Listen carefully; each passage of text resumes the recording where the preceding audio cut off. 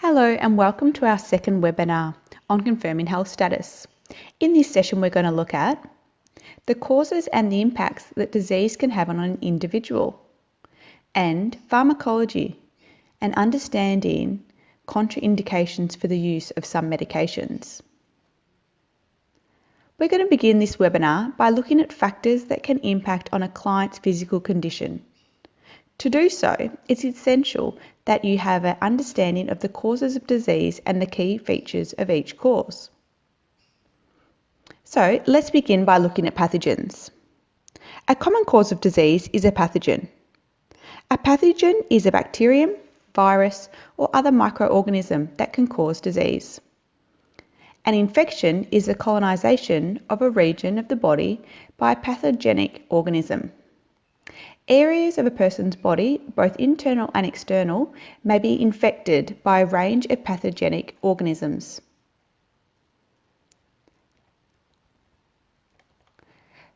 Bacteria is the most common cause of infection. Bacteria are types of microorganisms which are very tiny and can only be seen with a microscope. There are millions of bacteria that normally live on the skin, in the intestines, and on the genitalia. Most bacteria do not cause disease and are necessary for good health. These bacteria are known as healthy bacteria. Harmful bacteria can cause bacterial infections and disease and are called pathogenic bacteria. Bacterial diseases occur when pathogenic bacteria get into the body and begin to reproduce and overtake the healthy bacteria, or when the pathogenic bacteria grow in an area that is normally sterile. Bacterial infections can be treated with antibiotics. Some common types of bacterial infections can include E. coli or Salmonella, which are some of the main causes of food poisoning. Staphylococcus aureus, also known as MRSA. This is an antibiotic-resistant bacteria. This bacteria can pose a significant problem for clients as it's very difficult to treat as it's resistant to a large number of antibiotics. Clients' wounds may become infected with MRSA. MRSA can spread by touching or squeezing an infected part of the body, such as an open wound, by coming into contact with towels, clothes, or bed sheets that have been used by a person who has MRSA, or by using grooming items that have been used by a person that has an MRSA infection. And finally, by not washing your hands correctly. Let's look a little bit now at antibiotics. Where the body's own immune defences are unable to overcome bacterial infection, medication, also known as antibiotics, may be prescribed. Some common antibiotics can include amoxicillin, cefalexin, erythromycin, and doxycycline. You may have heard of some of these antibiotics that I've just mentioned. If a bacteria infection is virulent, that is severe, persistent, and posing a threat to the well-being of a patient, it's important to know the type of bacteria that's present, so correct antibiotics can be prescribed. Different antibiotics are effective on different types of bacteria. Another pathogen that can cause disease is a virus. Viruses pose a challenge to the body's immune system because they hide within cells. Viruses cannot be treated with antibiotics. Antibiotics are only effective in treating bacterial infections. Some common viral diseases include the herpes simplex, also known as cold sores, and influenza, also known as the flu. Viruses can spread from one person to another by coughing, sneezing, vomiting, exposure to infected bodily fluids, and inadequate hand washing. Fungi are another pathogen that can cause disease. Fungi are everywhere. There are about 1.5 million different species of fungi on Earth, but only about 300 of these are known to make people sick. Most fungi are not dangerous, but some can be harmful to a person's health. Some common fungal infections include athlete's foot and ringworm. Fungal infections can be treated with antifungal medication. Let's now look at the impact that genetics can have on a client's physical health. Do you know anyone that has a genetic condition? The term genetics refers to genes, or the basic units of heredity, that we inherit from our parents.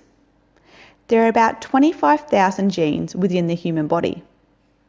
These determine everything from our physical characteristics, such as our hair colour and eye colour, to our likelihood of developing certain diseases.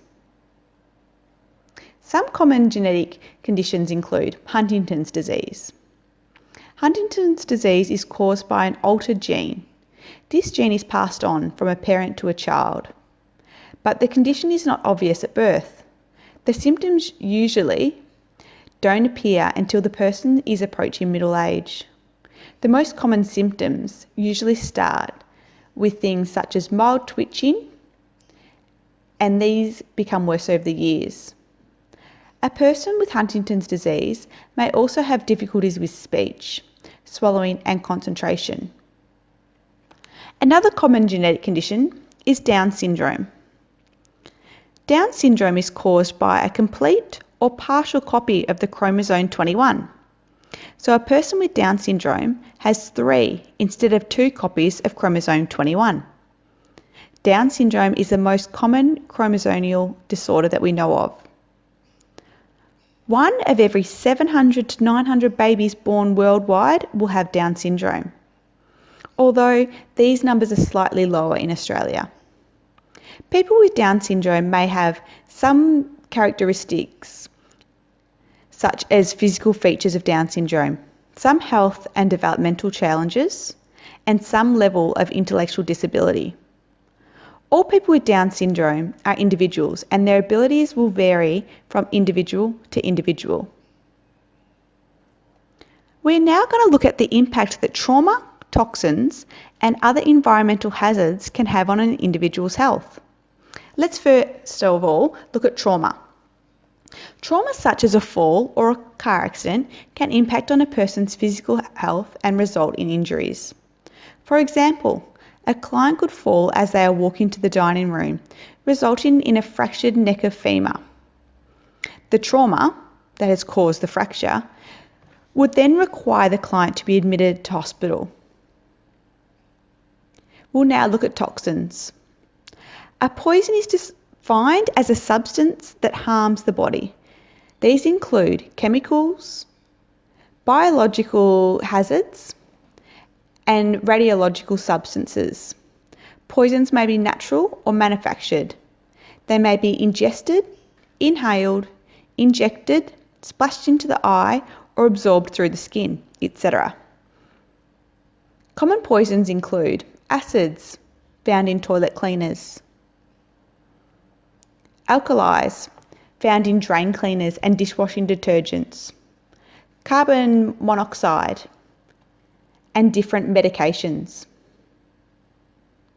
Poisoning and overdose may be accidental, as often is the case in children, or it may be intentional, particularly with people that have suicidal thoughts. Overdose in particular occurs with drugs, which may be either illegal drugs or prescribed drugs. Depending on the type, concentration, and the route of exposure, a person who is suffering from the poison or the overdose may experience a range of symptoms, including abdominal pain, nausea and vomiting, drowsiness, and burns to the mouth and esophagus.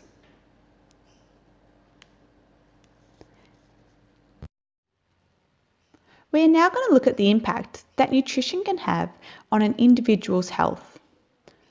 One common issue that's associated with nutrition is obesity. Obesity can be caused by genetic factors or an energy imbalance, where energy intake exceeds energy expenditure over a considerable period of time. Therefore, good nutrition and adequate levels of physical activity play an important role in the prevention of further weight gain throughout the life cycle.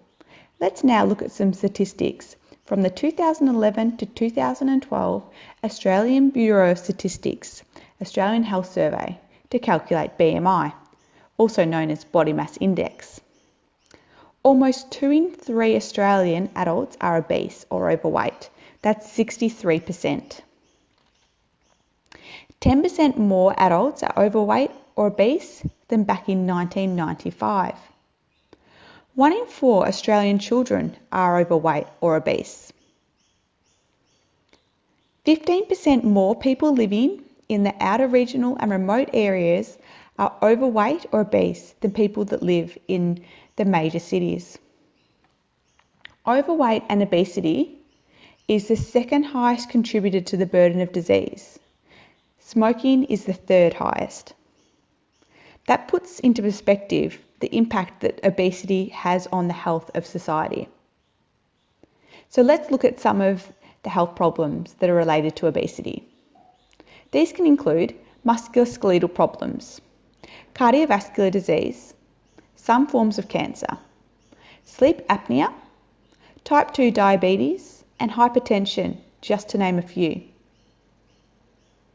We're now going to look at how health intervention can have a negative impact on a client's health. Health interventions are always intended to improve a person's physical health condition. They may also result in an impairment, either expected or unexpected, to their physical health condition. For example, chemotherapy medication given to a patient with cancer is intended to save their life by destroying cancerous cells.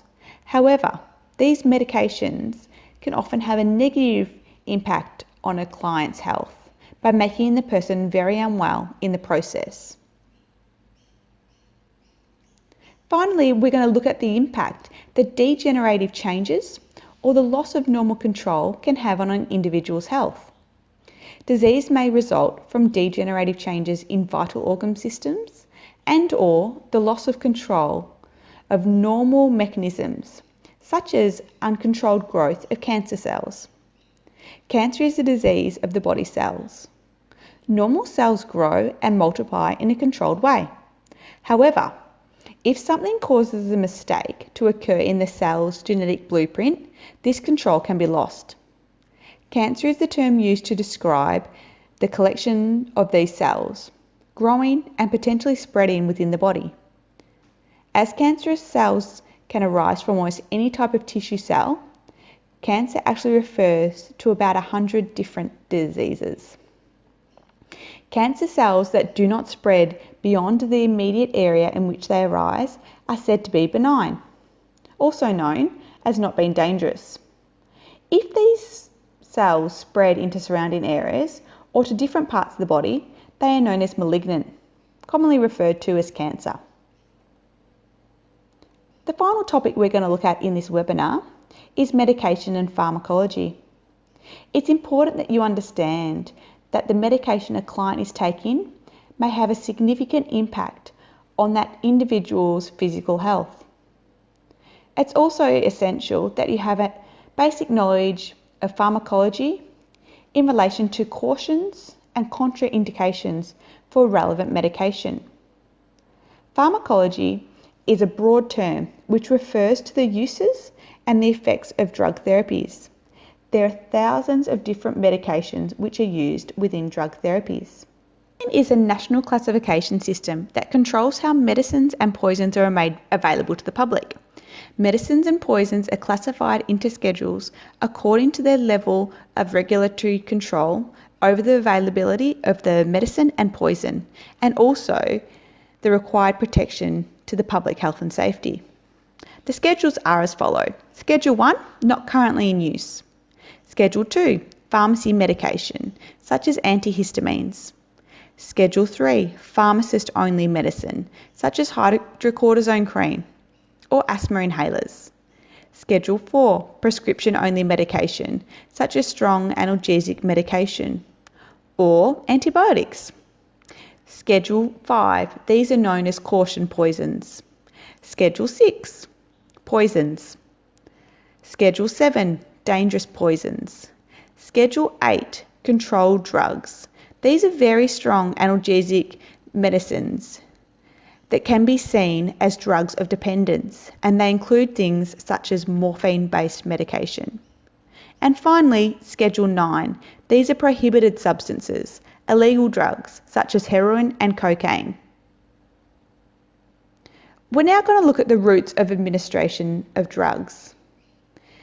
These can include things such as oral, the administration of medication through the mouth; sublingual, the administration of medication through the mucous membrane; rectal, the administration of drugs through the rectum; intravenous, the administration of drugs directly into the vein;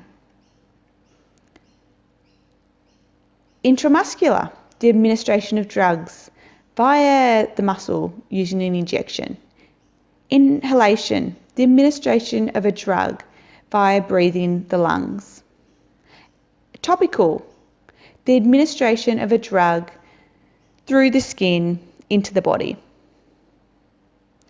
Contraindications of medications. Well, let's now look at that. A contraindication is a specific situation in which a drug, procedure, or surgery should not be used because it may be harmful to the patient. There are two types of contraindications. Firstly, relative contraindications. This means that caution should be used when two drugs or procedures are used together. It's acceptable to do so if the benefits of this outweighs the risk. And then there's absolute contraindications. This means that events or substances could cause life-threatening conditions. Therefore, the contraindication overrides the effect that the medication would have on the individual. I'd like to thank you for your participation in this webinar. Please continue now with watching this video called "What is Cancer?" and then complete the quiz.